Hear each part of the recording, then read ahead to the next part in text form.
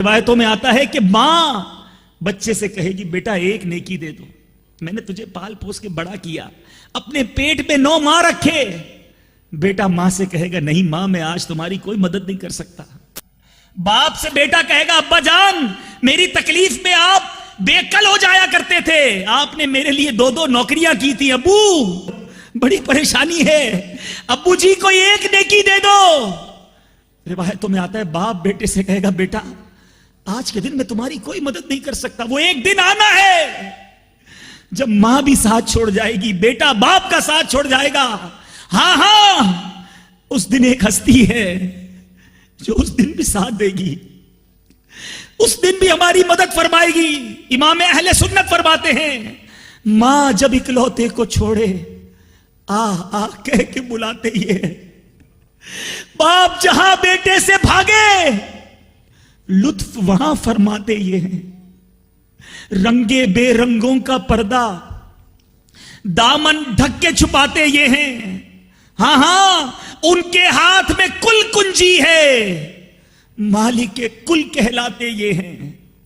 ٹھنڈا ٹھنڈا میٹھا میٹھا حوض کوثر پر کون پلائے گا جام، پیتے ہم ہیں پلاتے یہ ہیں۔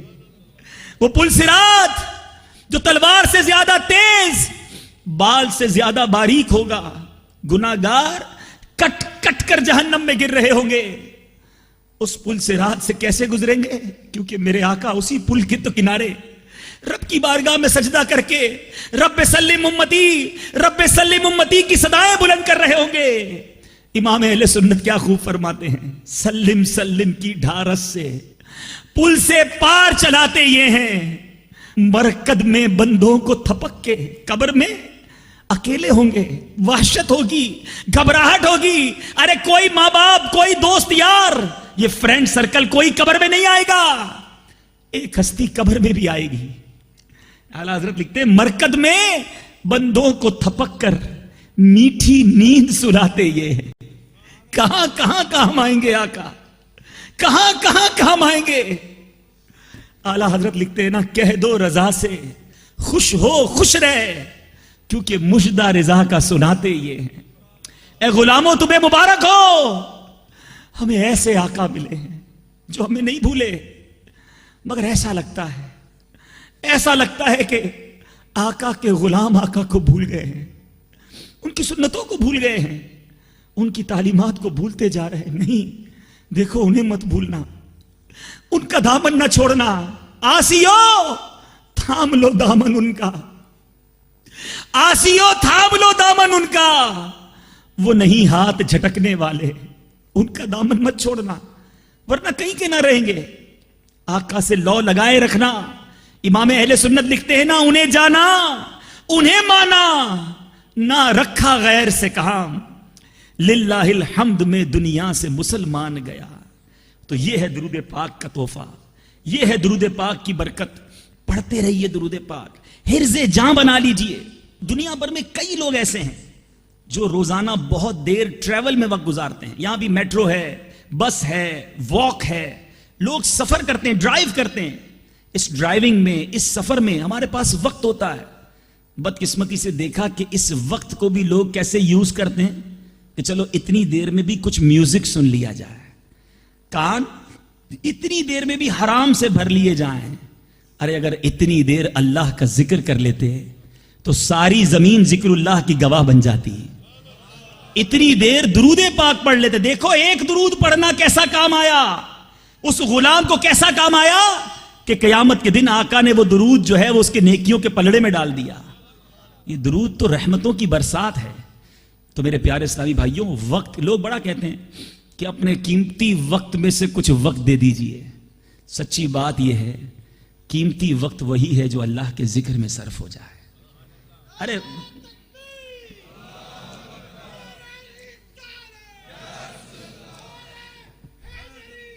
قیمتی وقت جو ہے وہ وہی ہے جو یاد مصطفیٰ صلی اللہ تعالی علیہ وسلم میں صرف ہو جائے، جو درود پاک پڑھنے میں صرف ہو جائے۔ ارے وقت وہی قیمتی ہے جو فکر آخرت میں صرف ہو جائے۔ یہ کیسا قیمتی وقت جو فلمیں دیکھتے ہوئے گزرے, جو ڈرامے دیکھتے ہوئے گزرے, جو گانے باجے سنتے ہوئے, جو سنیما گھروں میں گزرے, ارے اس وقت کو تو ضائع کر دیا. وہ وقت تو کہیں اس کا حساب دینا بھاری نہ پڑ جائے. آؤ میرے پیارے اسلامی بھائیوں, شب معراج کے اجتماع میں آئے ہیں. پہلا میسج یہ لے لیجئے کہ اپنے وقت کو قیمتی بنائیں گے اللہ کے ذکر سے, اپنے وقت کو قیمتی بنائیں گے تلاوت قرآن سے, اپنے وقت کو قیمتی بنائیں گے درود پاک پڑھ کر. یہ کتنا بڑا تحفہ ہے پتہ ہے؟ کہیے سبحان اللہ, ایسے نہیں, سب مل کر سبحان اللہ. روایتوں میں آتا ہے جو ایک بار سبحان اللہ کہہ لے اس کے لیے جنت میں درخت لگا دیا جاتا ہے. کہو الحمدللہ, کہیے اللہ اکبر. جو ایک بار سبحان اللہ, ایک بار الحمدللہ, ایک بار اللہ اکبر کہے, ہر بار کہنے پر جنت میں درخت لگا دیا جاتا ہے. ارے وقت تو اس کا قیمتی ہے جو ذکر اللہ کرتا ہے. جنت میں درخت لگائی جا رہا ہے. درود پاک پڑھیے, صلو علی الحبیب صلی اللہ تعالی علی محمد صلی اللہ علیہ وسلم. روایتوں میں آتا ہے جو ایک بار درود پاک پڑھے 10 رحمتیں نازل ہوتی ہیں, 10 گناہ معاف کر دیے جاتے ہیں اور 10 درجات بلند کر دیے جاتے ہیں. تو کتنی دیر میں کتنی نیکیاں. تو قیمتی وقت تو یوں بنایا جائے نا, اپنی لائف کو چھوٹی سی لائف سمجھ لیجئے, بہت تھوڑا وقت باقی ہے. جی ہاں, ہم نہیں جانتے کب دنیا سے چلے جائیں, تو جانے سے پہلے نیکیاں کرنے کا موقع اختیار کیجئے. تو انشاءاللہ اب آج کے اجتماع کی یہ پہلی نیت کرتے ہیں کہ کثرت کے ساتھ درود پاک پڑھوں گا. دعوت اسلامی کے مدنی ماحول میں یہ مدنی انعام بھی ہمیں عطا کیا گیا ہے کہ روزانہ 313 مرتبہ درود پاک پڑھنا ہے. ہم یہ جملہ تو بہت بار سنتے ہیں, کثرت کے ساتھ درود پڑھنا, ایبنڈنس کے ساتھ درود پڑھنا. ہو سکتا ہے کسی کے ذہن میں سوال آئے کہ جناب کثرت کے ساتھ درود پاک پڑھا کیسے پتا چلے؟ علماء فرماتے ہیں 313 مرتبہ جو درود پاک پڑھ لے اس کا کثرت کے ساتھ درود پاک پڑھنے والوں میں شمار ہو جاتا ہے. تو کم از کم روزانہ 313 مرتبہ پڑھنے کی نیت کر لیجئے انشاءاللہ. ماشاءاللہ عز و جل. آج عاشقان رسول دنیا بھر میں جہاں کہیں ہو خوشیوں کا سما ہوتا ہے, اور کیوں نہ خوشیاں ہوں, کیونکہ شاہ دولہا بنا آج کی رات ہے. میرے آقا کو آج عظیم معجزہ عطا کیا گیا, ایک ایسا معجزہ جس کی عظمت علماء بڑی خوبصورت بات لکھتے ہیں. میرے آقا علیہ الصلوۃ والسلام کو بہت سارے معجزات عطا ہوئے. میرے آقا علیہ الصلوۃ والسلام کو تمام انبیاء کو جتنے معجزات عطا ہوئے نا, وہ سب کچھ میرے آقا کو عطا ہوا, بلکہ اس میں کچھ ایکسٹرا اسپیشلٹیز, خصائص کبریٰ بھی میرے آقا کو عطا کیے گئے. سارے انبیاء کے معجزات کا مجموعہ بھی اور مزید معجزات بھی عطا کیے گئے. علماء بڑی پیاری بات لکھتے ہیں کہ میرے آقا کے معجزات تو اتنے سارے کہ بیان کرتے چلے جائیں. نابینا کو آنکھ والا کر دینا, کوئی ہاتھ ٹوٹا ہوا جاتا تو میرے آقا ہاتھ جوڑ دیتے, خاری کنویں والے آتے, خاری پانی والے آتے, میرے آقا لعاب دہن ڈالتے تو وہ پانی میٹھا ہو جاتا, دعا فرماتے تو سورج کو واپس پلٹا دیتے. سیدنا ابوبکر صدیق رضی اللہ عنہ کی جب سانپ ڈس لیتا میرے آقا لعاب دہن لگاتے, صدیق اکبر کی جان بچا لیتے. یہ بہت سارے معجزات ہیں, کس کس معجزے کی بات کریں؟ تو علماء کہتے ہیں یہ جتنے معجزات ہیں نا, یہ میرے آقا نے ڈیلیبریٹلی, دانستہ وہ ظہور نہیں کیے. لوگوں نے نشانیاں مانگی, کوسچنز کیے, فریادیں کی, میرے آقا سے یہ ظہور ہوتا رہا. کوئی آ کے پانی مانگتا, بارش مانگتا, میرے آقا دعا فرماتے بارش ہونا شروع ہو جاتی. پھر آرزو کرتے آقا بہت بارش ہو گئی, اشارہ فرماتے تو بارش رک جاتی. تو یہ کیا تھا کہ لوگ مانگتے, میرے آقا عطا فرماتے. کوئی مانگنے والا آتا, کوئی آزمانے والا آتا, معجزات ہوتے گئے. مگر نبی پاک صلی اللہ تعالی علیہ وسلم کے اسٹیٹس کے مطابق, آپ کے مرتبے کے مطابق, آپ کے مقام کے مطابق جو معجزات ہیں وہ 2 معجزات ہیں. باقی معجزات واقعی ہم تو سنتے ہیں عقلیں حیران ہو جاتی ہیں کہ کیسے کیسے معجزات ہیں. مگر فرمایا جو میرے آقا کا مرتبہ ہے نا, جو آقا کا اسٹیٹس ہے, اس کے مطابق 2 معجزات ہیں. ایک معجزہ ہے جو ایسا معجزہ ہے جو آج بھی ہمارے درمیان ہے, جس کو اعظم المعجزات کہا جاتا ہے, اور وہ ہے قرآن پاک کا معجزہ. میرے آقا کو رب نے قرآن پاک عطا فرمایا, سینہ مصطفیٰ صلی اللہ تعالی علیہ وسلم نے قرآن اترا, یہ وہ معجزہ. اور دوسرا معجزہ ہے معراج کا معجزہ. کسی نبی کو یہ مرتبہ نہیں ملا کہ کسی نبی نے میرے رب عز و جل کا اپنی آنکھوں سے دیدار کیا ہو. اور حضرت موسیٰ علیہ السلام کلیم اللہ ضرور ہیں, آپ کو رب کی بارگاہ میں حاضری کا اشتیاق, رب سے ملاقات کا اشتیاق، رب کے دیدار کا اشتیاق تھا، تو وہاں کیا کہا گیا؟ لن ترانی، اے موسیٰ نہ دیکھ سکو گے۔ پھر کیا ہوا؟ کوہ طور پر گئے، طویل واقعہ ہے، تجلی کا ظہور ہوا، حضرت موسیٰ علیہ السلام بے ہوش ہو گئے، مگر وہاں حضرت موسیٰ علیہ السلام کی طرف سے ریکویسٹ ہے کہ مولا دیدار کرنا ہے، وہاں سے لن ترانی کہا جا رہا ہے، اور محبوب کو بلانے کے لیے جبریل امین کو بھیجا جا رہا ہے۔ کہیں تقاضا ہے کہ مجھے دیکھنا ہے، اور کہیں رب کی طرف سے تقاضا ہے کہ محبوب آ جاؤ۔ کہیں تو وہ جوش لن ترانی، کہیں تقاضے وصال کے تھے، کہیں بلایا جا رہا ہے۔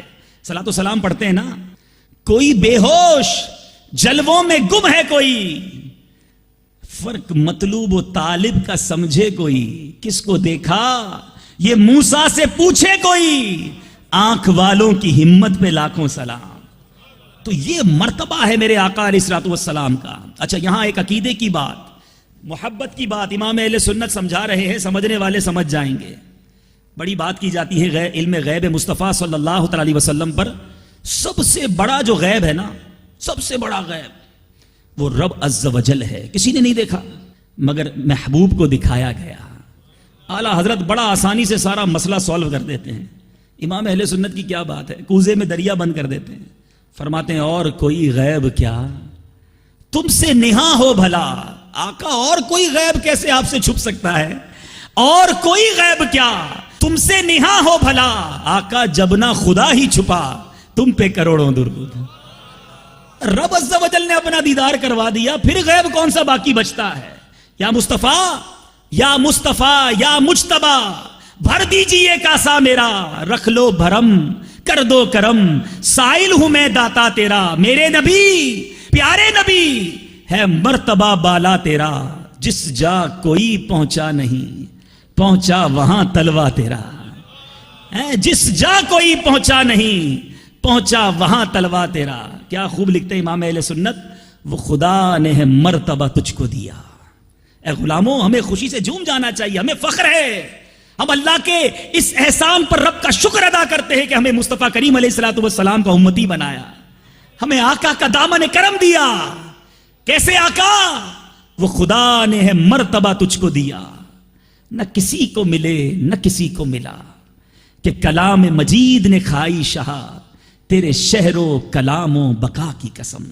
تیرا مسند ناز عرش بری، تیرا محرم راز روح امین، تو ہی سرور ہر دو جہاں ہے شہا، تیرا مثل نہیں ہے خدا کی قسم۔ یہ مرتبہ ہے میرے آقا کا۔ کچھ لوگ بڑی حکمتیں اور لاجکس پوچھتے ہیں کہ جناب یہ کام ہوا، اس کے پیچھے کیا لاجک ہے، یہ کام ہوا، اس کے پیچھے کیا حکمت ہے۔ انشاءاللہ سفر معراج کی چند حکمتیں جو علماء نے بیان کی ہیں وہ بیان کروں گا، مگر اس سے پہلے یہ جو حکمتیں اور لاجکس پوچھنے والے لوگ ہیں ان سے بھی کچھ بات کر لیتے ہیں۔ دیکھیں، ہر بات میں لاجک نہیں پوچھی جاتی، حکمت نہیں پوچھی جاتی۔ ہماری عقلیں تھوڑی ہیں، جس بات کو ہماری عقل نہ پہنچے کیا پھر ہم اس کا انکار کر دیں گے؟ ہم بندے ہیں اور ہمارا کام ماننا ہے۔ واقعہ معراج کی حکمتیں بیان کرتا ہوں۔ سرکار دو عالم صلی اللہ علیہ وسلم سے پہلے جتنے انبیاء کرام آئے سب کو رب تعالیٰ نے بہت سارے معجزات عطا کیے، لیکن یہ سمجھنا ہوگا کہ ہر نبی کو اس کے دور کے مطابق، اس ایرا کے مطابق معجزات دیے گئے۔ مثال کے طور پہ حضرت عیسیٰ علیہ السلام کا جو دور تھا اس میں بڑے بڑے ڈاکٹرز تھے، علاج کرتے، جیسا مریض ہوتا ویسا علاج دریافت کر لیتے، اور جو بھرپور علاج کرنے والا ہوتا لوگ اسی کو فالو کرنے لگ جاتے۔ اب کیا ہوا؟ اللہ تبارک و تعالیٰ نے حضرت عیسیٰ علیہ السلام کو ایسا معجزہ عطا کیا کہ آپ مادرزاد اندھے، یعنی وہ اندھے جو پیدائشی اندھے تھے، آپ اس کی آنکھوں پر دم کرتے تو وہ آنکھ والا ہو جاتا۔ کوڑ کا مریض آتا، آپ ہاتھ پھیرتے اس کا کوڑ کا مرض دور ہو جاتا۔ اب یہ بھی میڈیکیشن کی دنیا کی ایک جنگ ہو جاتی کہ ٹھیک ہے انہوں نے یہ علاج دریافت کیا، علاج کرنے والے ڈاکٹر دوسرا علاج دریافت کر لیتے۔ رب عز و جل نے ایک اور عظیم معجزہ عطا کیا کہ آپ مردہ کو جب حکم فرماتے اللہ کے حکم سے زندہ ہو جا تو مردہ بھی زندہ ہو جایا کرتا۔ اب اس دور کے لوگوں نے سمجھ لیا کہ یہ ڈاکٹر بے شک کتنا ہی علاج کر لیں، معجزہ ان کے پاس جو ہے یہ حق پر ہیں، اور لوگ ان کے دین پر آنے لگے. حضرت موسیٰ علیہ السلام کا دور دیکھ لیں, وہاں کیا ہوا؟ وہاں پر جادوگروں کا دور تھا, میجیشینز تھے, طرح طرح کے شعبدے دکھاتے. اب کمپیریٹیولی حضرت موسیٰ علیہ السلام تشریف لائے, اللہ تبارک و تعالیٰ نے آپ کو عصا کا معجزہ عطا کیا. اب وہ عصا ایسا معجزہ تھا کہ بڑے بڑے جادوگر اپنے شعبدے دکھاتے, آپ عصا کو پھینکتے اور وہ عصا جو ہے ان جادوگروں کے تمام شعبدوں کو ختم کر دیتا. یعنی آپ حاوی ہو گئے, آپ کو ید بیدا کا معجزہ عطا کیا گیا. آپ اپنا ہاتھ گریبان میں ڈالتے, باہر نکالتے, وہ روشن ہو جاتا. لوگ سمجھ گئے کہ یہ جادوگروں کے جو ٹوٹکے ہیں یہ کچھ بھی نہیں, اللہ کی طرف سے یہی نبی آئے ہیں. آپ کا یہ کمال دیکھا اور آپ کے دین پر لوگ آنے لگے. حضرت صالح علیہ السلام کا دور دیکھ لیں, اس میں جناب طرح طرح کے سنگ تراش تھے, پتھروں کو تراش لیتے, پہاڑوں کو تراش لیتے. حضرت صالح علیہ السلام اس قوم میں گئے, اپنے دین کی دعوت دی, اور انہوں نے کہا اچھا اللہ کے نبی ہو تو پہاڑ سے اونٹنی نکال کر بتاؤ. ہم پہاڑ کو تو چیر لیتے ہیں مگر پہاڑ سے زندہ جانور باہر آ جائے. یہی نہیں کہ اونٹنی ہو, زندہ بھی ہو, اور وہ اونٹنی گابن بھی ہو, اس میں بچہ بھی ہو, وہ بچہ بھی پیدا کرے. آپ نے فرمایا اچھا اگر یہ معجزہ دکھا دیا اللہ کی عطا سے پھر ایمان لے آؤ گے؟ کہاں ایمان لے آئیں گے. آپ نے پہاڑ کی طرف اشارہ کیا, پورا طویل واقعہ قرآن پاک میں خلاصہ عرض کرتا جا رہا ہوں, سمرائز کرتا جا رہا ہوں کہ آپ نے اشارہ کیا, پہاڑ شک ہوا, اونٹنی باہر آئی اور وہ اونٹنی گابن بھی تھی, اس نے بچہ بھی دیا. کچھ لوگ ایمان لائے, کافی لوگ اس وقت بھی ایمان نہ لائے. اب پتا چلا ہر نبی کو اس کے دور کے مطابق معجزہ دیا گیا. اب دور آتا ہے نبی آخر الزماں کا, حبیب خدا کا, افضل الانبیاء کا. میرے آقا تشریف لاتے ہیں. اب پرٹیکولرلی اس دور کی بات کرتے ہیں. 1450 سال پہلے کیسا دور تھا؟ اس دور میں بڑے بڑے فصحا, بلغا, انٹلیکچول لوگ تھے, بڑی گفتگو کے ماہر, بڑے بول کے باہر, کتابیں نظمیں لکھنے والے. اب اس دور میں نبی پاک تشریف لائے. اب لوگ مقابلہ کرتے تھے کلام سے, علم الکلام کے جناب ماہرین. میرے آقا علیہ السلام تشریف لائے, رب نے کیسا کلام دے دیا, میرے مصطفیٰ کو رب نے کیسے بول عطا کر دیے. امام اہل سنت سے پوچھتے ہیں, مجدد دین و ملت, پروانہ شمع رسالت کیا خوب لکھتے ہیں, فرماتے ہیں میں نثار تیرے کلام پر, آقا میں نثار تیرے کلام پر, ملی یوں تو کس کو زبان نہیں. وہ سخن ہے جس میں سخن نہ ہو, وہ بیان ہے جس کا بیان نہیں. آقا تیرے آگے یوں ہے دبے لچے, فصحا عرب کے بڑے بڑے, کوئی جانے منہ میں زبان نہیں, نہیں بلکہ جسم میں جان نہیں. بڑے بڑے انٹلیکچول دنگ رہ گئے. کیوں؟ رب نے قرآن کریم جیسا کلام عطا فرما دیا. جب میرے آقا نے تلاوت قرآن کرنا شروع کی, لوگ حیران ہو گئے اور ماننے پر مجبور ہوئے کہ یہ انسان کا نہیں, یہ رب کا کلام ہے. اچھا یہ دور تو حاوی آ گئے, میرے آقا علیہ السلام پر لوگ ایمان لانے لگے, مزید معجزات کا ظہور بھی ہوا. مگر میرے رب کی قدرت دیکھیے, میرے رب کا یقیناً علم ہے, وہ یہ جانتا ہے کہ یہ دور قیامت تک جو دور ہے نا, 1450 سال ہو چکے ہیں, ابھی بھی قیامت تک یہ سارا کا سارا جو دور ہے یہ نبی پاک صلی اللہ تعالی علیہ وسلم کا دور ہے. سائنس نے ترقی کرنی ہے, یہ میرے رب کو علم. اور کتنی ترقی ہو گئی, انٹرنیٹ کے بعد دنیا ایک گلوبل ولیج بن گئی.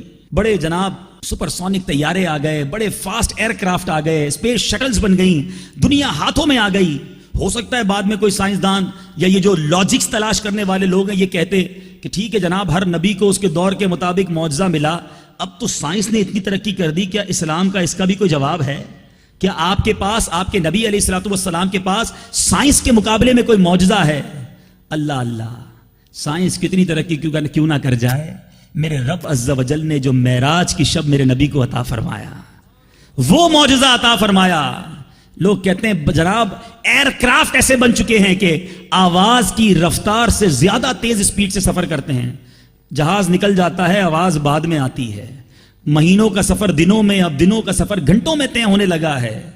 مگر اب تک سائنس نہ ایسی ایجاد کر سکی ہے, نہ کرے گی کہ میرے آقا شب معراج یہی رات تھی, آج ہی کی رات تھی. آئے ہائے کیسی رات, ام ہانی کے گھر آرام فرما ہے, جبریل امین تشریف لاتے ہیں, براق کا سفر ہے, بڑے تیز طیارے دیکھے نا, روایتوں میں آتا ہے براق جس پر میرے آقا سوار ہوئے حد نگاہ کبھی آپ کھلے میدان میں کھڑے ہو جائیں, سمندر کے کنارے کھڑے ہوں, آپ ہنڈریڈز مائلز تک دیکھ سکتے ہیں, دور دور تک دیکھ سکتے ہیں. فرمایا جتنی نگاہ ہوتی وہاں اس کا پہلا قدم پڑتا تھا. اسپیڈ کیا اس پورے سفر کی, سپر سونک طیارے بڑی بڑی جناب ایجادیں ہو گئیں. آپ کبھی اپنے گھر میں کبھی کسی چیز کو ہلائیں, کنڈی ہلا دیں, تسبیح ہلا دیں, 2 4 5 10 15 سیکنڈ وہ ہلتی رہے گی, پھر رک جانا ہے. رات کو سوتے ہیں, کھڑے ہوتے ہیں فجر کی نماز کے لیے, صبح جب اٹھتے ہیں بستر کچھ گرم ہوتا ہے, چند سیکنڈز کے بعد واپس بستر پر جائیں تو وہ گرمی ختم ہو جاتی ہے. روایتوں میں الفاظ موجود ہیں, میرے آقا 7 آسمان کی سیر کر کے, مسجد اقصی میں انبیاء کی امامت کر کے, جنتوں کے طبقات کو ملاحظہ کر کے, جہنم کے طبقات کو ملاحظہ کر کے, اللہ تبارک و تعالیٰ کا دیدار کر کے سارے سفر سے واپس آتے ہیں اور کنڈی گھر کی ہلتی رہی. جس بستر کو چھوڑ کے گئے وہ بستر ابھی تک گرم ہے. ارے کوئی ایسی تیز رفتار سواری ایجاد ہوئی تو بتا دو. دراصل یہ سواری کی تیز رفتاری نہیں, علماء اس میں بھی بڑی پیاری بات عشق کی بات کرتے ہیں کہ روح جب جسم سے نکل جائے تو جسم رک جایا کرتا ہے, حرکت ختم, کیونکہ روح باہر ہے. میرے آقا کے بارے میں امام اہل سنت فرماتے ہیں نا, جان ہے وہ جہان کی, ہیں جان ہے وہ جہان کی, جان ہے تو جہان ہے. ارے جب جانے عالم ہی دنیا سے تشریف لے گئے تھے تو سارا زمانہ رک گیا تھا. نبی پاک واپس آئے تو دنیا کی چال چلنا شروع ہوئی ہے. تو وہ رب نے معجزہ عطا فرمایا جس کا جناب سائنس کے پاس بھی کوئی جواب نہیں نہ ہو سکتا ہے. تو یہ اس دور کے لیے اسپیشلی جو بڑا ماڈرن ایرا کہا جاتا ہے اس کے لیے بھی شاندار جواب موجود ہے. تو ایک حکمت تو معراج شریف کے سفر کی علماء یہ بیان کرتے ہیں. دوسری حکمت, سارے پیغمبر تشریف لائے, وہ اللہ تبارک و تعالیٰ کے وجود اور جنت و دوزخ کے وجود کی گواہی دیں. اپنی اپنی امتوں سے یہ کلمہ پڑھایا, اشہدو ان لا الہ الا اللہ, یعنی میں گواہی دیتا ہوں اللہ کے سوا کوئی معبود نہیں. تمام پیغمبروں نے یہ اپنی اپنی امتوں کو رب کی طرف بلایا, اللہ کے معبود ہونے کی گواہی دلوائی. اب یہ ساری گواہیاں سنی ہوئی تھیں, کسی پیغمبر نے ان چیزوں کو دیکھا نہیں تھا, اور گواہی کا اختتام اور انتہا دیکھنے پر ہوتا ہے. اس لیے ضروری تھا کہ کوئی ایک پیغمبر ایسا ہو جو ان سب چیزوں کو دیکھ کر گواہی دے. اللہ تبارک و تعالی انہیں پیارے آقا علیہ الصلوۃ والسلام کو یہ مرتبہ دیا کہ اپنا دیدار کروایا, جنت بھی دکھائی, دوزخ کے طبقات بھی میرے نبی نے ملاحظہ فرمائے. اب دیکھ کر گواہی دیں. تو کیونکہ میرے نبی آخری پیغمبر, کسی نبی نے نہیں آنا, تو گواہی کی تکمیل کے لیے ضروری تھا کہ کسی کو بلا کر یہ سب کچھ دکھا دیا جاتا. تو معراج کے سفر کی ایک دوسری حکمت یہ بھی بیان فرماتے ہیں, ایک بڑی اور خوبصورت حکمت. اللہ تبارک و تعالیٰ قرآن مجید میں فرماتا ہے, اللہ نے مومنوں کی جانیں اور ان کے مال جنت کے بدلے خرید لیے. ٹھیک ہے, اب اس آیت میں فرمایا اللہ خریدار ہے.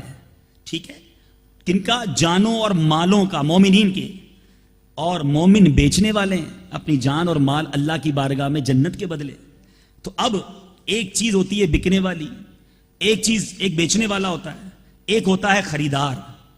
اب درمیان میں کسی ایسی شخصیت کی ضرورت محسوس ہوئی کہ جس نے خریدار کو بھی دیکھا ہو, جو چیز ملنی ہے اس کو بھی دیکھا ہو. میرے آقا مومنین کو گواہی بھی دے کہ جنت بھی دیکھی ہے, رب کو بھی دیکھا ہے, جو ملنا ہے وہ بھی دیکھا ہے. تو چنانچہ اللہ تعالیٰ نے شب معراج پیارے آقا کو بلا کر مسلمانوں کے جان و مال کی قیمت جنت میرے آقا کو دکھا دی. فرمایا محبوب تم نے بکنے والی چیز یعنی مسلمانوں کے جان و مال کو تو دیکھا ہے, آؤ جنت کو بھی دیکھ لو. بلکہ جنت نہیں, جنت کے بدلے جو خریدار ہے, جو مال و جان خرید رہا ہے, اس کا بھی دیدار کر لو. اور ایک بڑی خوبصورت بات علماء لکھتے ہیں, کچھ لوگ بیچنے والے ہوتے ہیں, کچھ خریدنے والے ہوتے ہیں, لیکن جو دونوں کا سودا بنانے والا ہوتا ہے نا, اس کی دونوں طرف بڑی عزت ہوتی ہے. ادھر بھی جائیں تو عزت سے بٹھایا جاتا ہے, ادھر بھی جائیں تو عزت سے بٹھایا جاتا ہے. میرے آقا مومنین کا مال گویا رب کی بارگاہ میں بکوانے والے, رب کی بارگاہ میں بھی عزت و احترام, مومنین بھی عزت و احترام سے دیکھتے ہیں. تو بہرحال یہ واقعہ معراج, اس کو بہت ساری جہتوں سے بیان کیا جا سکتا ہے. کس کس بات کو بیان کریں؟ میرے آقا کو جبریل امین نے اٹھایا کیسے, یہ بھی عشق کی بات ہے. علماء لکھتے ہیں کہ میرے آقا کی بارگاہ میں جبریل امین حاضر ہوئے، آنکھیں بند ہیں، جگانا ہے، کیسے جگایا جائے؟ روایتوں میں آتا ہے جبریل امین نے اپنے کافوری ہونٹ جو ہیں وہ محبوب پاک کے قدموں سے لگا دیے ہیں، گویا قدم چوم کر مصطفیٰ کو اٹھایا جا رہا ہے۔ پھر براق کی سواری ہے، اس کی بات کی جائے، اس کے بعد وہ براق چنا کیسے گیا، جنت میں کس طرح وہ غمگین تھا، پھر اسے چن کر لایا گیا، بہت تفصیل ہے ان تمام واقعات کی۔ لیکن بہرحال میرے پیارے اور محترم اسلامی بھائیوں، مختصراً چند باتیں سفر معراج کے حوالے سے، اور پھر اس سفر معراج ایک عظیم تحفہ جو ہمارے آقا کو عطا ہوا، اس تحفے کی بات کریں گے۔ درود پاک پڑھ لیں، صلو علی الحبیب صلی اللہ تعالی علی محمد صلی اللہ علیہ وسلم۔ سفر معراج کی منزلیں کیا تھیں؟ بیت المقدس سے مقام کعبہ قوسین تک پہنچنے تک آپ نے 10 منزلوں پر قیام فرمایا، اور ہر منزل پر کچھ گفتگو ہوئی اور بہت سی خداوندی نشانیوں کو ملاحظہ فرمایا۔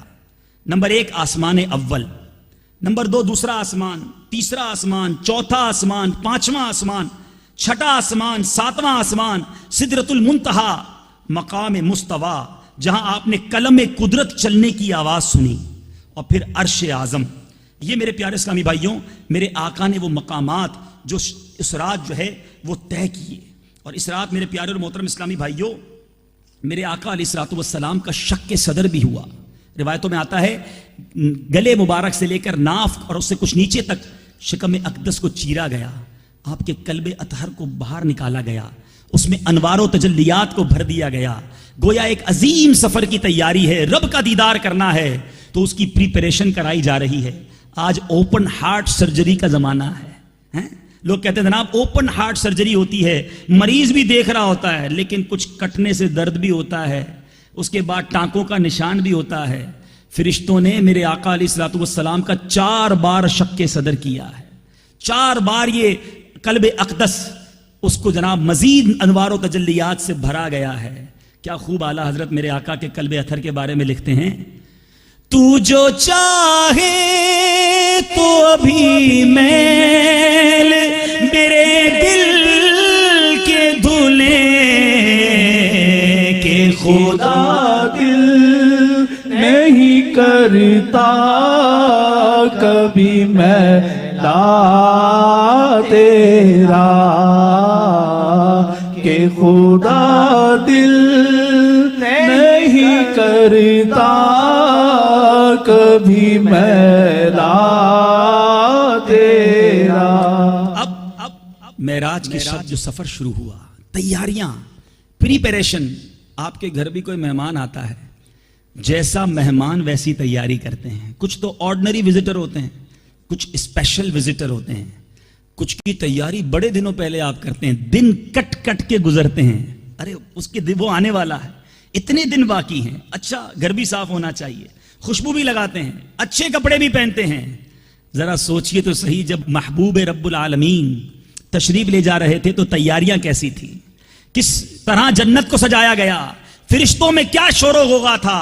اللہ اللہ، میرے شیخ طریقت امیر اہل سنت کیا خوب انداز میں لکھتے ہیں صف آرا سب حور و ملک اور غلماں خوش سجادے، ایک دھوم ہے عرش اعظم پر، ایک دھوم ہے عرش اعظم پر، مہمان خدا کے آتے ہیں آج فلک روشن روشن ہیں، تارے بھی جگمگ جگمگ، دیکھو ہے آج فلک روشن روشن ہیں، تارے بھی جگمگ جگمگ، محبوب خدا کے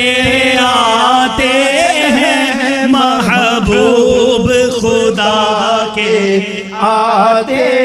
سفر کیسا ہوا، شان و عظمت دیکھو، قربان میں شان و عظمت پر سوئے ہیں چین سے بستر مل کر، قربان میں شان و عظمت پر سوئے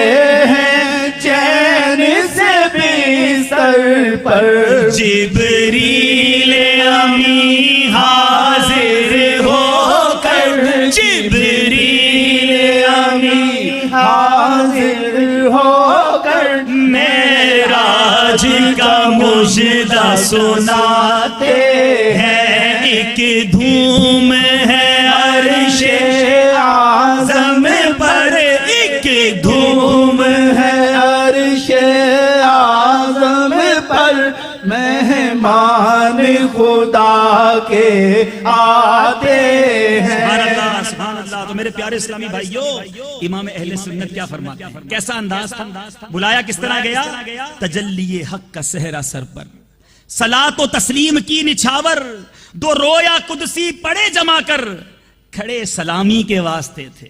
دنیا بھر کے بادشاہ جاتے ہیں کسی جگہ تو سپاہی فوجی دربان سلامی دیتے ہیں، میرے آقا کا جانا دیکھو فرشتے سلامی کے لیے حاضر ہیں، دو رویا حاضر ہیں۔ کیا فرمایا؟ ہجوم امید ہے گھٹاؤ، مرادیں دے کر انہیں ہٹاؤ، ادب کی باغیں لیے بڑھاؤ، ملائکہ میں یہ غلغلے تھے۔ اللہ اللہ کیا لکھتے ہیں امام اہل سنت؟ خدا ہی صبر دے جانے پرغم، دکھاؤں کیوں کر تجھے وہ عالم، جب ان کو جھرمٹ میں لے کے قدسی جنا کا دولہا بنا رہے تھے۔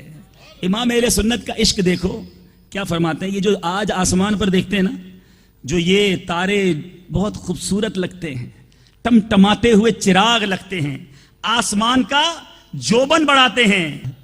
میرے آقا کو جب میرے آقا کو دولہا بنایا جا رہا تھا، عشق کی بات میں امام اہل سنت جب غسل ہوا، میرے آقا کے جسم اطہر سے جو بوندیں ٹپکی تھیں، وہ بوندیں تاروں نے اپنے کٹوروں میں جمع کر لی تھی، اور یہ انہی بوندوں کا جناب یہ جوبن ہے، وہی تو اب تک چھلک رہا ہے، وہی تو جوبن ٹپک رہا ہے، نہانے میں جو گرا تھا پانی، کٹورے تاروں نے بھر لیے تھے۔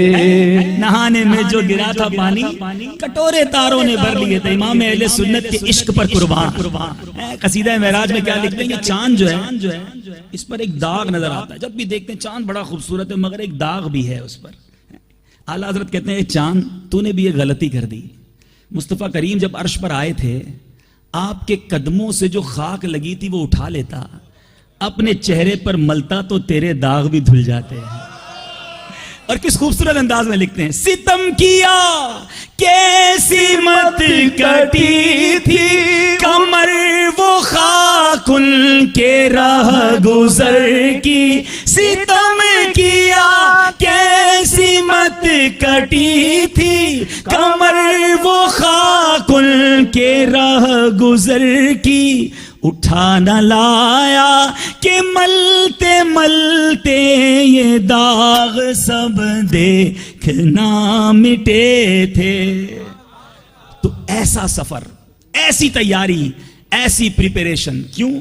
محبوب رب العالمین جا رہے ہیں، رب کے محبوب کی آمد ہے۔ اور پھر سدرۃ المنتہا پر کیا ہوا؟ وہ روایتیں کئی جگہوں پر حدیث میں مضمون موجود ہے کہ اب جبریل امین فرماتے ہیں، عرض کرتے ہیں یا رسول اللہ اس سے آگے میں نہیں جا سکتا، اب آگے کوئی نہیں جا سکتا۔ اب کون جائے گا؟ اب مصطفیٰ کریم علیہ الصلوۃ والسلام آگے جا رہے ہیں۔ اب جبریل امین وہاں رک گئے، اب جبریل امین کے بعد بھی میرے آقا علیہ الصلوۃ والسلام آگے جا رہے ہیں۔ اور پھر وہاں کیا ہوا، کیا ملا، کیا باتیں ہوئیں، میرے رب عز و جل نے کیا عطا فرمایا، رب جانے، مصطفیٰ علیہ الصلوۃ والسلام جانے۔ مگر اس رات ایک عظیم تحفہ سرکار دو عالم صلی اللہ تعالی علیہ وسلم کی امت کو ملا، اور وہ تحفہ ہے نماز کا تحفہ۔ شب معراج ہے آج، 27ویں شب ہے، آج کی رات ایک خصوصی تحفہ ہمیں ملا ہے، اور وہ نماز۔ اور کتنی نمازیں ملی؟ 50 نمازیں۔ حضرت موسیٰ علیہ الصلوۃ والسلام نے عرض کیا یا رسول اللہ آپ کی امت 50 نہیں پڑھ سکے گی، واپس جائیے۔ آپ واپس تشریف لے گئے، 45 ہوئی، 40 ہوئی، بار بار کا جانا اور آنا۔ علماء اس میں بھی بڑی عشق کی بات لکھتے ہیں، موسیٰ علیہ الصلوۃ والسلام بار بار اس لیے بھیجتے کہ ان آنکھوں کو دیکھ لوں جو رب کو دیکھ کر آ رہی ہیں، پھر جائیں گے پھر آئیں گے۔ کہتے ہیں نا مدینے سے آنے والوں کی لوگ آنکھیں چوم لیتے ہیں، یہ مدینہ دیکھ آئی ہیں۔ حضرت موسیٰ علیہ السلام بار بار بھیجتے حضور پھر جائیے۔ کوہ طور پر تجلی پڑی تو حضرت موسیٰ علیہ السلام وہ دیدار نہ کر سکے، لیکن محبوب رب اکرم ہے، جاتے یہ ہیں آتے یہ ہیں، بار بار جانا، بار بار جاتے واپس آتے۔ بہرحال یہ نمازیں کم ہوتے ہوتے 5 ہو گئیں۔ عرض کیا حضور پھر جائیے، کہا مجھے شرم آتی ہے اپنے رب کی بارگاہ میں جاتے ہوئے، اب شرم آتی ہے۔ اب اللہ کی رحمت دیکھیے، لا تبدیل لکلمات اللہ، ارشاد ہوا محبوب ہمارے کلمات میں تبدیل نہیں ہوتی، تمہارا امتی 5 نمازیں پڑھے اسے 50 نمازوں کا ثواب عطا کیا جائے۔ اب پھر بھی نماز نہ پڑھیں تو اے شب معراج منانے والو، اے آقا علیہ الصلوۃ والسلام کی خوشی میں خوش ہونے والو، آؤ آج ایک پکی نیت کر لو۔ یہ نماز جو ہے نا، یہ بہت عظیم تحفہ ہے۔ قرآن مجید فرقان حمید نماز پڑھنے والوں کو کیسی کیسی بشارتیں دیتا ہے۔ پارہ 6 سورہ نساء آیت نمبر 162 میں ارشاد ہوتا ہے، ترجمہ کنز ایمان، اور نماز قائم رکھنے والے اور زکوٰۃ دینے والے اور اللہ اور قیامت پر ایمان لانے والے، ایسوں کو ان قریب ہم بڑا ثواب دیں گے۔ ایک اور جگہ قرآن مجید فرقان حمید میں ارشاد ہوتا ہے، وَأَقِيمُوا الصَّلَاةَ وَآتُوا الزَّكَاةَ وَأَطِيعُوا الرَّسُولَ لَعَلَّكُمْ تُرْحَمُونَ، اور نماز برپا رکھو اور زکوٰۃ دو اور رسول کی فرما برداری کرو، اس امید پر کہ تم پر رحم ہو۔ تو آؤ آج پکی نیت کرتے ہیں۔ نماز پڑھنے والے کو کیا کیا ملنا ہے پتہ ہے؟ آقا کی معراج کے بارے میں سنا، مومن کی معراج نماز ہے، نماز جنت کی کنجی ہے، نماز ہمارے پیارے آقا علیہ الصلوۃ والسلام کی آنکھوں کی ٹھنڈک ہے۔ اے بیماروں سنو، نماز پڑھنے والے کی بیماریاں دور ہو جاتی ہیں۔ اے رزق میں تنگی کا شکوہ کرنے والوں سنو، جو نماز پڑھتا ہے اس کے رزق میں برکت ڈال دی جاتی ہے، نمازی کے چہرے پر نور آ جاتا ہے۔ نماز جو ہے وہ قبر میں اندھیرے کو دور کرتی ہے، اندھیری قبر کا چراغ ہے، اور نمازی کو میرے آقا علیہ الصلوۃ والسلام کی بروز قیامت شفاعت نصیب ہوگی۔ اور نمازی کے لیے سب سے بڑا انعام پتہ ہے کیا ہے؟ اس سے اللہ تعالیٰ کا دیدار کروایا جائے گا، رب کا دیدار کروایا جائے گا۔ پھر بھی نماز نہ پڑھیں۔ اور جو نماز نہیں پڑھتا، غور سے سنیں، روایتوں میں آتا ہے جو جان بوجھ کر ایک نماز قضا کر دیتا ہے، اس کا نام جہنم کے دروازے پر لکھ دیا جاتا ہے۔ جس گھر میں آپ رہتے ہیں اس کے بعد آپ کا نام لکھا ہوتا ہے، وہ کتنا بدنصیب ہے کہ جس کا نام جہنم کے دروازے پر لکھ دیا جائے۔ دنیا میں رہتا ہو اور نام جہنم کے دروازے پر لکھا جائے، جس دروازے سے وہ داخل ہوگا۔ نماز میں سستی نہیں۔ روایتوں میں آتا ہے بے نمازی کو قبر اس طرح دبائے گی کہ اس کی پسلیاں ٹوٹ پھوٹ کر ایک دوسرے میں پیوست ہو جائیں گی۔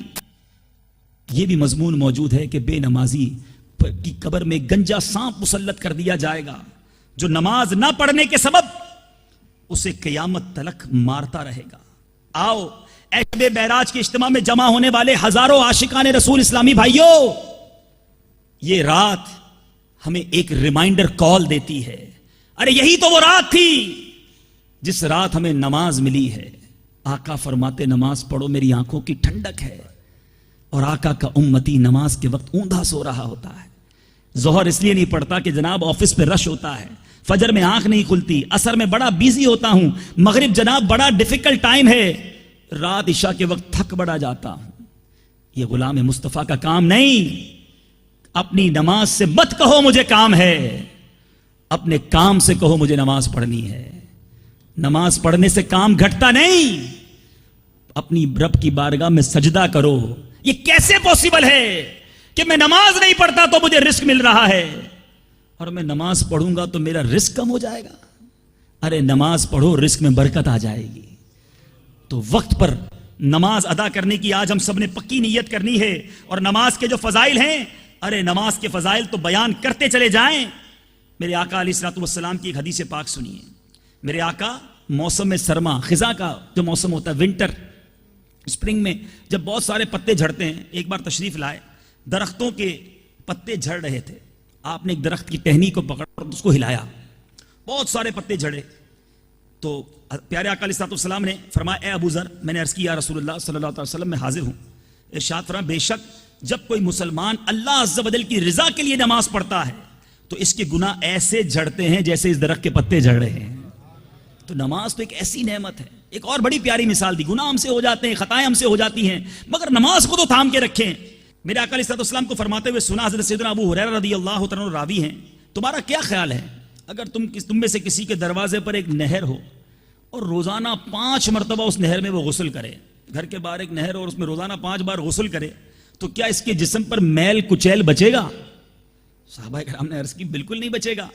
میرے آقا علیہ الصلوۃ والسلام نے فرمایا یہی مثال ان 5 نمازوں کی ہے, اللہ عز و جل ان کے سبب گناہوں کو مٹا دیتا ہے.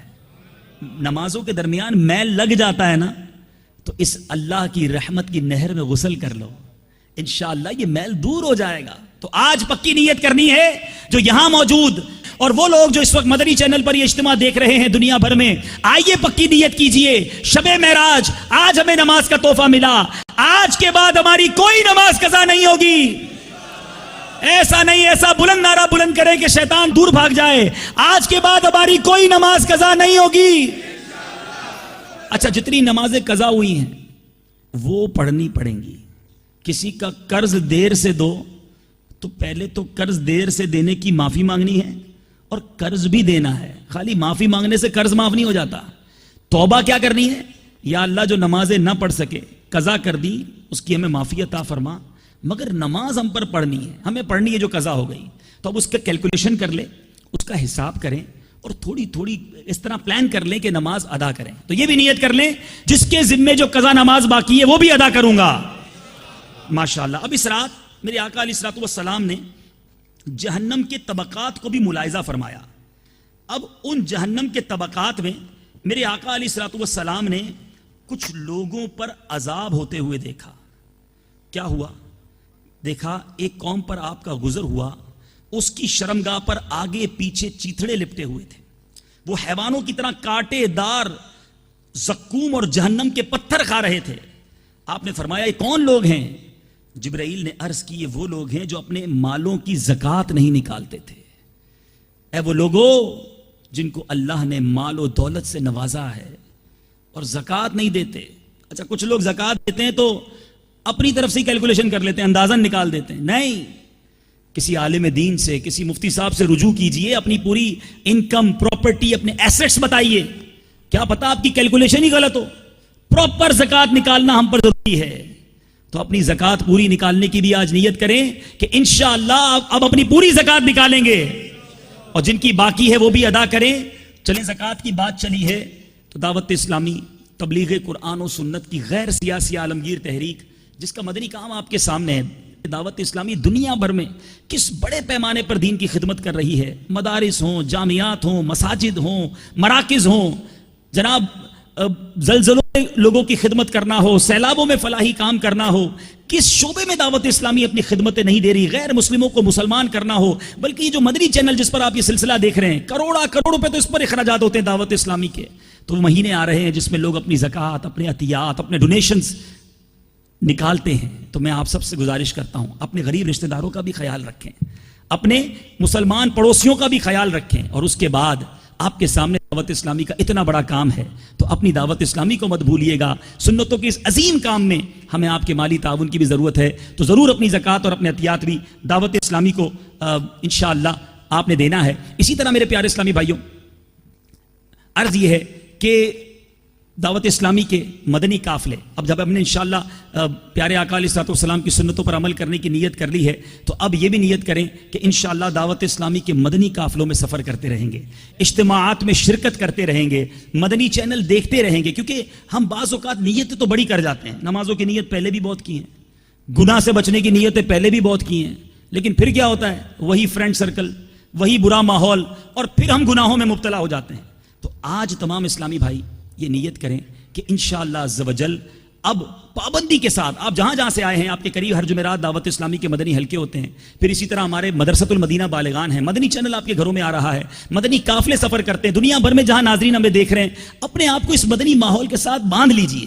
انشاءاللہ مدنی ماحول سے وابستہ ہو جائیں گے تو نبی پاک صلی اللہ تعالی علیہ وسلم کی سنتوں پر عمل کرنے کا جذبہ ہمارا پکا ہو جائے گا. تو نیت کریں انشاءاللہ مدنی قافلوں میں بھی سفر کریں گے.